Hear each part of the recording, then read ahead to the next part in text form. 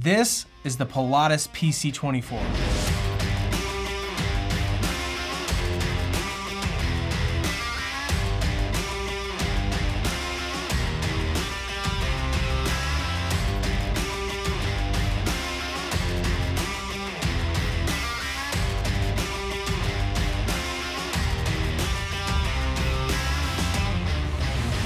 It's a 10-passenger luxury jet that's certified for single pilot operations. It can fly up to 45,000 feet, cruise at over 400 knots, and has the ability to haul just about anything you could want in its massive cargo area. It is luxurious through and through, but the superpower of this plane is its versatility.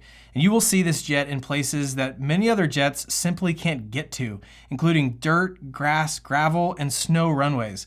This is one of the most unique jets in the marketplace today, and I got to go to Broomfield, Colorado for 2 days to experience it for myself. That's me up in the co-pilot seat, and our Captain Gerard is about to take us on a demo flight to show the wide range of capability of this airplane. Our flight plan was to depart from the Denver area, climb all the way up to 45,000 feet, the service ceiling of this airplane, and then go down to Silver City, New Mexico that has several dirt runways where we could really see what this airplane could do.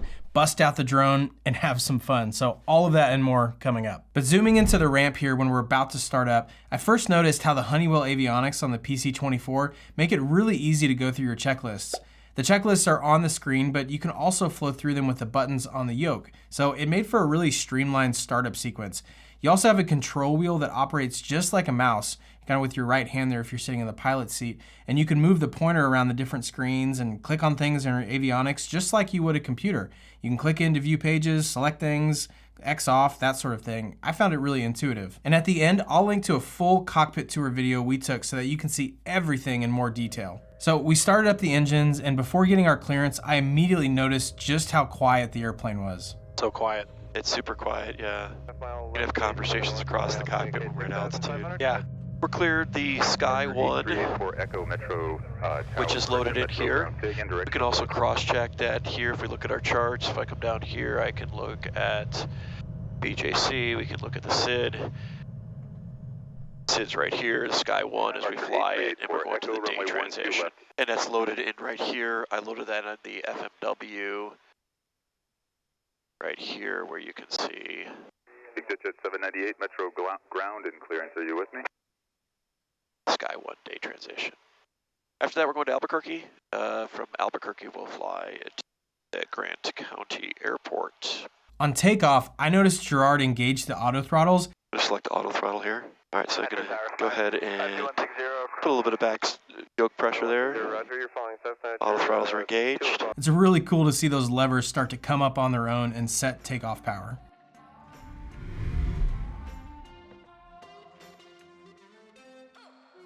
Airspeed's alive. 60 knots now. 52 Foxtrot, maintain vision separation, caution light turbulence around to right, clear touch and go. Okay, V1, rotate. Touch and go, 1 to right. Alright, gear. 50 feet, yaw dam's coming on. Climbing all the way up into the pitch bars. Fox Charlie with you around to right, clear touch and go. 35, flaps are tracking. 1 to right, clear touch go, 2 Fox Charlie with you. Crew check 696, following steps on the bay, turn around to right, clear touch and go. Traffic in sight, 1 to right, clear touch and go, crew track 6. Alright, 6,500 coming right to the heading. 0, following steps at 12 o'clock, around to right. And flight level change. We climbed all the way up to the max altitude of 45,000 feet, and there we were cruising at just under 410 knots of true airspeed or so.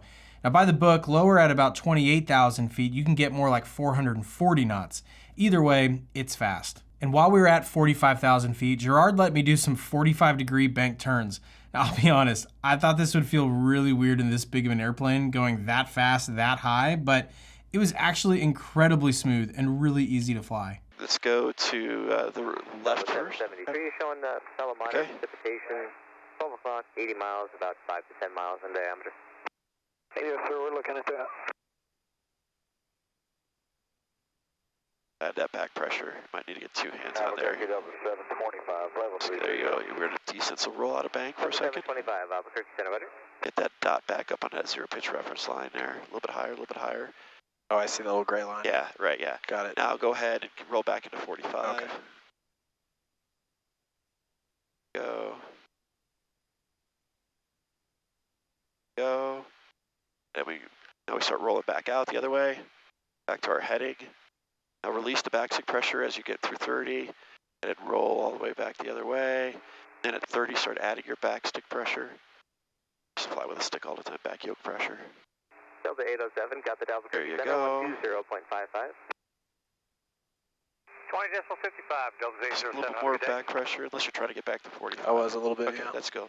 That's a good position right there. Southwest 1061, 400, deviating left, gallop unable. Delta 1061, Alpha. Nice job. Yeah, so all we're demonstrating is the efficiency of the wing. As you notice, we're at 0.7 Mach, we rolled in, we're at 45 degrees of bank. That's roughly 1.47 Gs on the aircraft. So you're increasing the weight of the aircraft by that much. You notice there was relatively no buffet and very little bleed, if anything. If we were doing it closer to 0.72 Mach, we would have no bleed, no buffet on there. I just had us back off a little bit of speed in case we had a high descent rate or something like that, so we wouldn't overspeed the aircraft. So what it really communicates to you is how well designed that wing is. It's very rare. A lot of airplanes, you take them up to 45,000 feet, you go past 20 degrees of bank, and you're already in the buffet kind of thing, right? Or you're losing a lot of speed. One of the many cool features on board the PC-24 is the CPD-LC, or Controller Pilot Data Link Communications. Sounds fancy, it's basically just a text message communication platform between the pilot and air traffic control.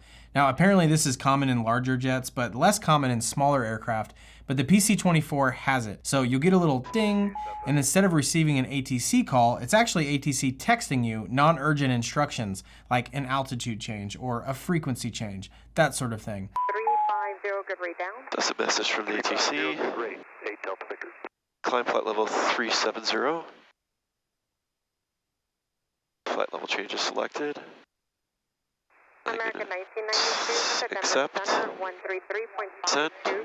That's pretty cool. Later in the day, Captain Gerard was showing me the different features of the airplane, like how it has several different data sources for weather, including radar.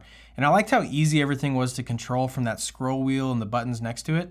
Felt really intuitive just to use the avionics just like it was a computer and a mouse. All right, Charlie, so we got displayed here on our first radar there. That's obviously a pretty high storm. We're at flight level 450. So if we're in the weather or we're at night, it's obviously going to be difficult to see that. So we want to build in our picture. So we're going to start with the long range view on that. So right now I have XM weather displayed here, and I can bring up a variety of different functions with that. But the first thing I'm going to look at here is the radar. You see lightning, those are ground strikes, and it's also got the altitude of this. A few minutes ago we saw this was at level 500. What I did here was I brought our radar image up down here to see how it matches. So you can see here on the radar, I got the azimuth moved over because remember that our radar vertical profile is going to be along our azimuth or along our route of flight that is along here.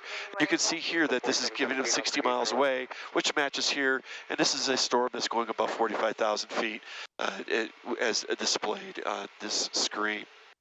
Other ways I can get weather radar, let's say I'm outside of the XM field of view. We have the uplink weather here that we can display. This is through the VDL mode 2. It's obviously not the same quality, but it's worldwide as long as you're within VHF range. And this is pretty good information to be able to maneuver around this.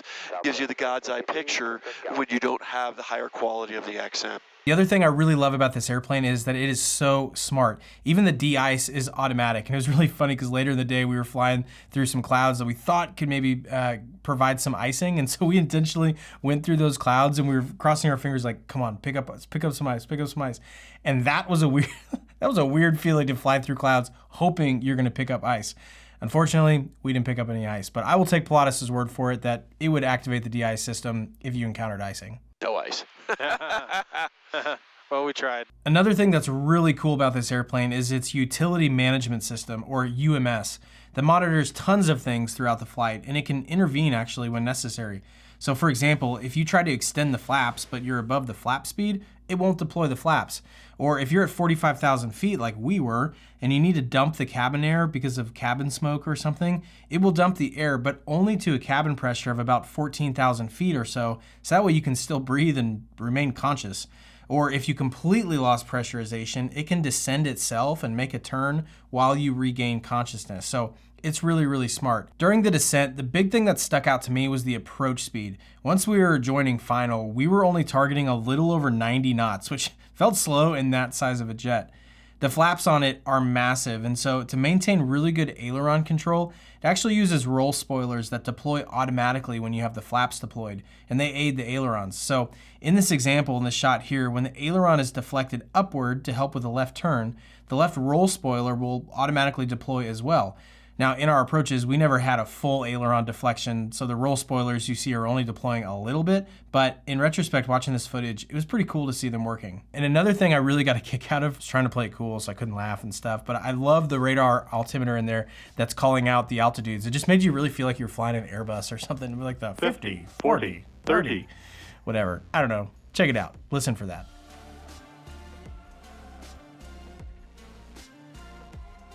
100. 50, 40, 30, 20, 10.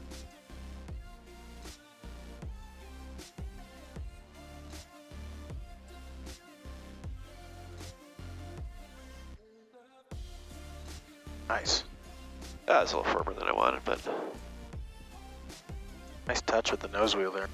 Then once you touch down, even though you don't have reverse thrust, you can still stop in a hurry because you have anti-skid brakes. So you can really get on the brakes hard, and the utility management system is going to monitor the wheels to keep them from skidding. It's also really intelligent because it knows when the wheel is on the ground or not. So even if you're pressing the brake but the tire isn't yet touching the ground, it actually won't actuate the brake to keep it from skidding. It's really smart.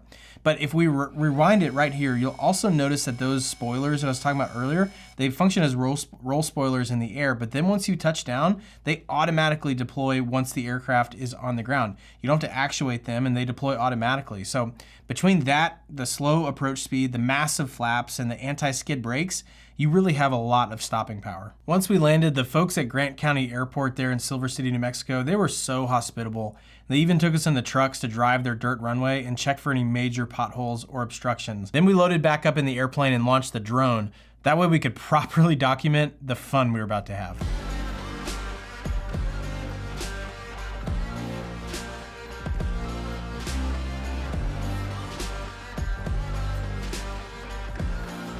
Takeoff thrust is set. Airspeed is alive.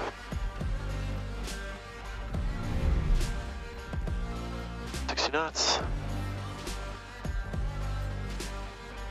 V1, rotate. Gear. Climbing away.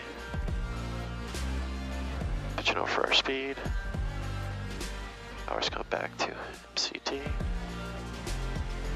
So we did a normal takeoff on pavement, and then we made a 270-degree turn to end up on a downwind for one of the dirt strips. Now, this is where things got really, really fun. And I'm used to landing on dirt and grass and stuff. It's my favorite type of flying, so it felt really familiar to me approaching a dirt strip. But I kept having to pinch myself to realize, wait a second, we're doing this in a jet, and I've never done this in a jet before. Gear is down, flaps are 33.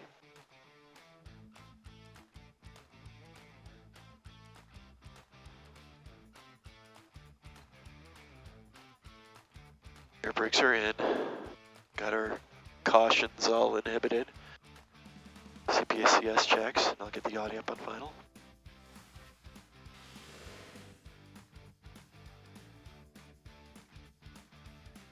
Silver City traffic, Pilatus 1, final, runway 17, full stop, Silver City.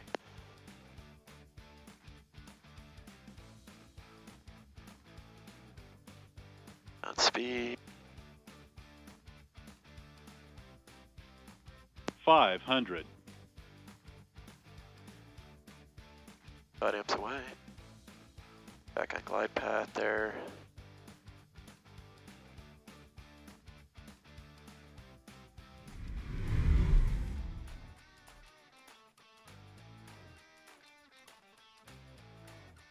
$100.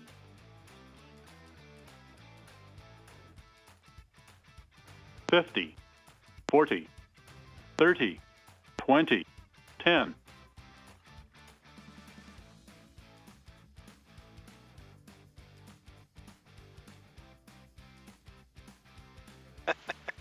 I couldn't help but laugh during this because it was just so cool to be doing this in a jet. Oh, that's so cool. That was so short. Earlier on, Gerard was explaining to me how the PC-24 can go on these unpaved surfaces and still have really good FOD protection. It enables it to do this kind of thing. So first, the engines are mounted pretty high up, and second, the flaps are actually providing the bulk of the debris protection. There's also a mud guard or a mud flap, which probably has a more technical term, but that's essentially what it is. And the pilot can attach that to the front wheel, and that also keeps dirt from spraying everywhere. So it's built to do this kind of thing. And now looking back on this footage, it's really incredible to see how much dirt we were actually kicking up and to know that the engines were perfectly fine. But more importantly, it's just really cool to see a jet doing this.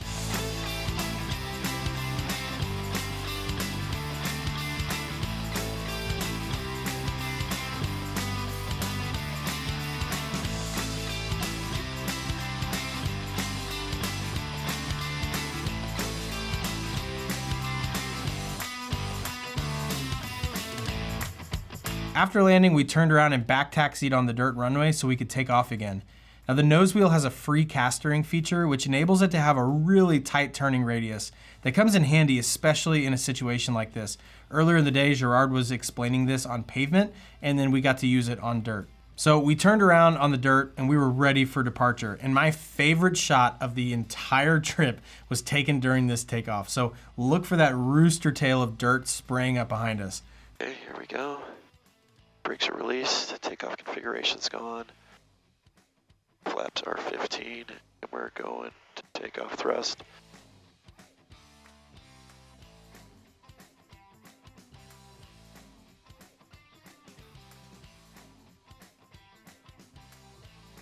Airspeed's alive.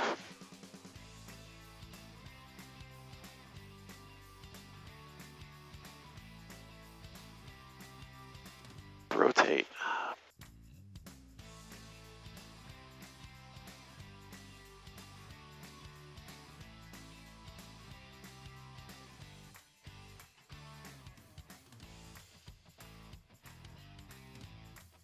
Wow, no big deal.